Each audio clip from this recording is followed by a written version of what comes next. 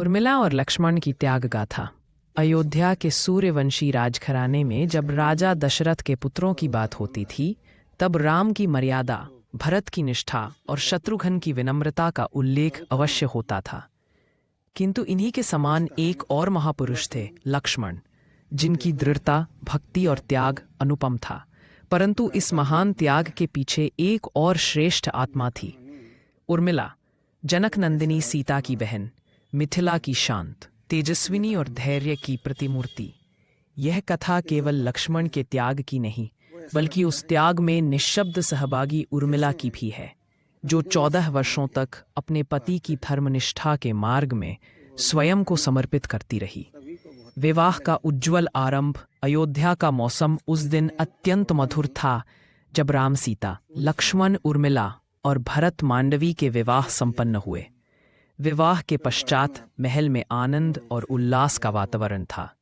लक्ष्मण स्वयं वीर और संकल्पवान थे, पर उर्मिला के शांत स्वभाव ने उन्हें जैसे एक नई स्थिरता प्रदान कर दी। दोनों के हृदय में एक दूसरे के लिए गहन सम्मान और प्रेम था, जो शब्दों से अधिक उनकी आंखों में झलकता था। विवाह के कुछ ही समय बाद अयोध्या में परिस्थितियां बदली। राम के वनवास का समय आ पहुंचा और लक्ष्मण, जो अपने बड़े भाई को जीवन से भी अधिक मानते थे, उनके साथ जाने के लिए निश्चयबद्ध हो गए। उर्मिला का मौन बलिदान। निर्णय का क्षण, जिस रात लक्ष्मण राम के साथ वन जाने का विचार लेकर उर्मिला के कक्ष में पहुंचे, चंद्रमा का प्रकाश मंद था। उर्मिला अपने करघे पर एक नए गलीचे को बुन रही थी। वह जानती थी कि कोई बड़ा निर्णय उनके जीवन में आने वाला है। जैसे ही लक्ष्मण ने बात रखी, उर्मिला ने उन्हें शांत दृष्टि से देखा। लक्ष्मण बोले, उर्मिला, राम भैया और सीता भाभी वन जा रहे हैं। मैं उन्हें अकेले कैसे जाने दूं? मेरी धर्म भी यही कहता है और मेरा हृदय भी, पर मैं तुम्हें अकेला छोड़कर जा रहा हूं। लक्ष्मण की वाणी टूटती चली गई। उर्मिला ने धीरे से अपना हाथ उनके हाथ पर रखा। आर्यपुत्र, उसने कहा, आपके जीवन का उद्देश्य केवल मेरा साथ भर नहीं है। आप राम भैया के साथ लड़ाई, तप और कर्तव्य के पथ पर चलते हैं। आपके साथ रहना मेरा सौभाग्य होता, पर आपका धर्म प्रथम है। यदि आज मैंने आपको रोक लिया, तो आपके पराक्रम बन जाऊंगी। लक्ष्मण ने कहा, पर मेरे बिना तुम कैसे रहोगी? उर्मिला मुस्कुराई, एक ऐसी मुस्कान जिसमें आंसू भी थे और धैर्य भी, जैसे एक स्त्री अपने प्रिय की रक्षा के लिए प्रतीक्षा करती है। आपका त्याग सब देखेंगे, पर मेरी प्रतीक्षा को कोई नहीं जानेगा। पर यह मेरा सौभाग्य है कि मैं आपके धर्म में बाधा नहीं बनूंगी। उस क्षण लक्ष्मण के हृदय में उर्मिला के प्रति श्रद्धा के भाव गहरे हो गए। उर्मिला ने न रोने का आग्रह किया, न रोकने का, न ही किसी प्रकार की शिकायत की। यह भी त्याग का एक प्रकार था। वनवास के 14 वर्ष उर्मिला का एकांत तप, जिस समय राम लक्ष्मण सीता वन में कठिनाइयों का सामना कर रहे थे। अयोध्या में उर्मिला ने भी एक अदृश्य तप का संकल्प लिया। उर्मिला ने स्वयं को राजमहल के शोर, सभाओं और उत्सवों से दूर कर लिया। वह अपने कक्ष में रहती, केवल चित्रकूट, पंचवटी और वन के कठिन जीवन की कल्पना करती। वह सोचती, यदि लक्ष्मण रात दिन जागकर राम भैया की रक्षा कर रहे हैं, तो क्या मैं विश्राम का अधिकार रखती हूँ? कहते हैं कि 14 सालों तक उन्होंने सामान्य स्त्रियों की तरह श्रृंगार नहीं किया, न उत्सवों में भाग लिया, न संगीत सभा में पहुंची। उनके दिन राम की चिंता और लक्ष्मण के कल्याण की प्रार्थना में बीतते। कई बार राजा जनक अयोध्या आए और अपनी पुत्री से मिलने का आग्रह किया, किंतु उर्मिला ने अपने पिता से कहा, पिताश्री, मैं मिलूंगी अवश्य, पर उसी दिन जब मातेश्री जनकनंदिनी सीता वापस लौटेंगी। यदि मेरी बहन वन के कष्ट सह रही है, तो मैं कैसे अपने पिता के स्नेह में आराम कर सकती हूँ? जनक ने कानों में बेटी की तप पूर्ति को सुना और उसकी महानता को पहचाना।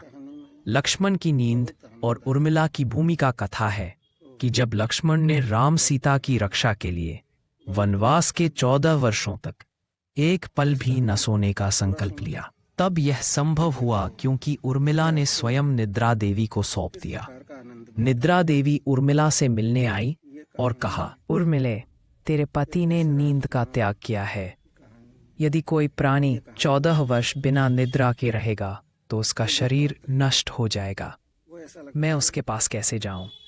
उर्मिला ने विनम्रता से कहा, देवी, यदि मेरे पति के धर्म पालन के मार्ग में बाधा आती है तो मेरी क्या साधना? आप अपना अधिकार मुझ पर स्थिर कीजिए।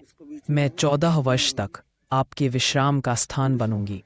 लक्ष्मण के लिए मैं यह तप स्वीकार करती हूँ। कहते हैं कि वही तप शक्ति बनकर उर्मिला को टिकाए रही और उसी तप के कारण लक्ष्मण बिना विश्राम किए राम के साथ बने रह सके। भरत का निश्चय और उर्मिला की पीड़ा। जब भरत अपनी माता कैकेयी के कारण राम के वनवास से विचलित हुआ और नंगे पैर राम से मिलने निकल पड़ा, तब उर्मिला ने उसकी पीड़ा को भी समझा। वह जानती थी कि यह सब राजनीतिक घटना नहीं थी, यह हर व्यक्ति के हृदय की परीक्षा थी। यदि राम और सीता का तप वन में है, लक्ष्मण का तप उनके साथ है, भरत का तप नंदीग्राम में है, तो मेरा तप भी तो इसी अयोध्या की चौखट पर है। 14 वर्षों का अंत उस एक क्षण की प्रतीक्षा है। जैसे राम सीता लक्ष्मण के लौटने का समय आया, अयोध्या उल्लास से भर उठी, पर उर्मिला शांत थी। उन्होंने महल की छत पर खड़े होकर उस मार्ग की ओर देखा जिससे वह तीनों आ रहे थे। जब लक्ष्मण अयोध्या पहुंचे, उनका शरीर तप से तप्त था, पर चेहरे पर तेज था। जैसे ही उनकी दृष्टि उर्मिला से मिली, लक्ष्मण के समान उर्मिला की आंखों में भी 14 वर्षों का इतिहास उमड़ पड़ा। वे बोले, उर्मिला, मैंने तुम्हें क्या दे दिया? 14 वर्ष का अकेलापन। उर्मिला ने धीरे कहा, आर्यपुत्र, जिस त्याग को आप मेरा मानते हैं वह वास्तव में आपके धर्म का एक भाग था। यह मेरा सौभाग्य है कि मैं उस व्रत में सहभागी रही। लक्ष्मण नतमस्तक हो गए। उनके मन में उर्मिला के प्रति जो सम्मान था वह भक्ति में बदल गया।